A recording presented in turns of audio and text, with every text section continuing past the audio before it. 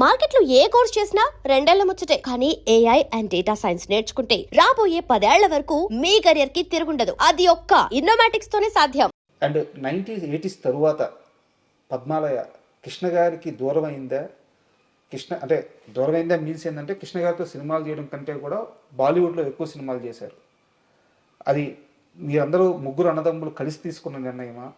ఎందుకు బాలీవుడ్కి వెళ్ళారు, కృష్ణ గారితో సినిమాలు తగ్గించారు 80s తర్వాత? తగ్గించడం అంటూ లేదు, కానీ ఎక్స్పాండ్ అవ్వాలి అని పద్మాలయాన్ని విశ్వవ్యాప్తం చేయాలనే ఉద్దేశంతో కృష్ణ గారితో పెద్ద పెద్ద సినిమాలు చేసే పెద్ద పెద్ద నిర్మాతలు చాలామంది వచ్చేసారు అప్పటికి. మీరు 80sలో మీరు చూస్తే 70sలో పద్మాలయ పిక్చర్లే ఎక్కువ సక్సెస్ ఉంటాయి కృష్ణ గారితో. అవును. 80s వచ్చేటప్పటికి చాలా బయట పిక్చర్లు కూడా పెద్ద పెద్ద సక్సెస్లు అయినాయి. మేము కూడా పద్మాలయ కూడా 80sలో 7 సినిమాలు ఎవ్రీ ఇయర్ ఒకటి ఉంటుంది. ఎవ్రీ ఇయర్ 2-3 మనమే చేస్తే బయట ప్రొడ్యూసర్కి సాటిస్ఫై చేయలేం కదా అనే ఉద్దేశంతో హిందీకి ఎక్స్పాండ్ చేస్తాం. హిందీ కానీ మలయాళం, తమిళ్, బెంగాలీ, ఆ పీరియడ్ అంతా మీరు అంటే 80sలో ఒక 10 yearsలో 60 సినిమాలు తీసాం, ఏ భాషలో అయినా కానీ. కానీ 1980sలో మాత్రమే, అంటే ఆ 10 సంవత్సరాల ఆ పీరియడ్లోనే బాలీవుడ్లో చాలా సినిమాలు చేస్తున్నారు. నేను లిస్ట్ చేస్తే 20-25 సినిమాల పైగా 30 సినిమాల దాకా 10 years పీరియడ్లో ఉంటాయి. 10 years పీరియడ్లో ఉన్నాయి. అంత ఫాస్ట్గా బాలీవుడ్లో ఎలా తీయగలిగారు? తీసుకోండి, ఎవ్రీ ఇయర్ 3 పిక్చర్స్. మేము ఏ పిక్చర్ తీసినా 30 రోజులు 40 రోజులే తప్ప ఇట్లా సంవత్సరాల తరబడి ఎప్పుడు తీరా. ఇది మీరు చెప్పే సీతారామరాజు అయినా 45 రోజులే, లేకపోతే దేవుడు జస్మైన్స్లో అయినా అంతే, లేకపోతే హిందీలో వెళ్ళిన హిమ్మత్వాల అయినా అంతే, లేకపోతే మవాలి అయినా అంతే, పాతాళ భైరవి అయినా అంతే. ఏ సినిమా అయినా 30 నుంచి 40 రోజులు సినిమా, హిందీ కానీ ఏ భాష అయినా కానీ. అట్లా తీసే క్రమంలో మామూలుగా హిందీలో జితేంద్ర బర్సన్ ఆయన ఎవ్రీ మంత్ ఒక 10 days పద్మాలయాన్ని రాసించేవారు.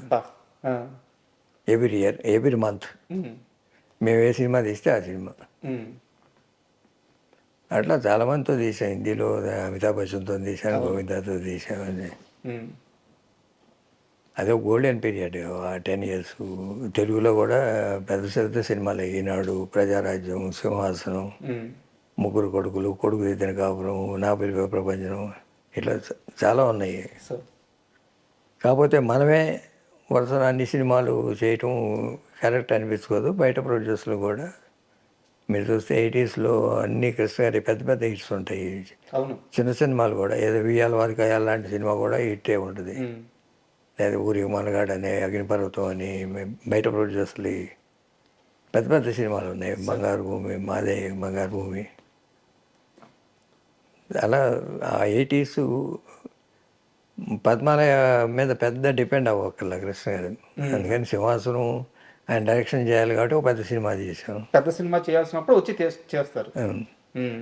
తీసే టైంలో రాఘవేంద్రరావు గారితో నేను గొడవ అన్న కానీ చిన్న డిస్టర్బెన్స్ వచ్చింది పద్మాలయకి అని చెప్పి అంటారు. ఏంది ఇష్యూ ఏంది రాఘవేంద్రరావు గారితో? తెలుగులో రాఘవేంద్రరావుతో సినిమా ఎప్పుడు చేయలేదు.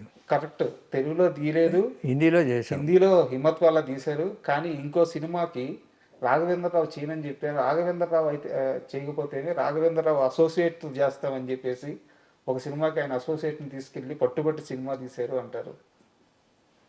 అదేం లేదు, మా హిందీకి మేము ఫస్ట్ హిందీయే కాదు, తెలుగు కానీ హిందీ కానీ ఎప్పుడైనా డైరెక్టరు పలానా డైరెక్టర్ ఉంటేనే మనం సినిమా తీయగలం అనేది ఎప్పుడూ లేదు. మేము ఎప్పుడైనా మాకు అనుకూలంగా ఉండే డైరెక్టరు, లేకపోతే యూనిట్ డైరెక్టరు, యూనిట్ డెసిషన్స్ ఎక్కువ ఉంటాయి సినిమా మేకింగ్లో. వన్ మ్యాన్ డైరెక్టర్ డెసిషన్ అనేది ఉండదు మాకు. అట్లా అనుకూలంగా ఉండే డైరెక్టర్స్తోనే సినిమాలు తీసాం. తెలుగు 70 సినిమాలు 80 సినిమాలు చేసిన అన్నీ అట్లనే ఉన్నాయి. హిందీ కూడా అంతే. హిందీలో రాఘవేంద్రరావు చేశారు కదా అని మేము అడగచ్చు. హిందీలో Raghavendra Rao I have introduce him to Hindi కొత్తగా.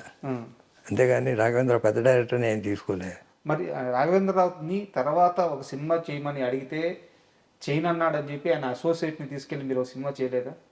అదే లేదు, అతను మాకు 3 సినిమాలు చేశాడు ఒకే సంవత్సరం.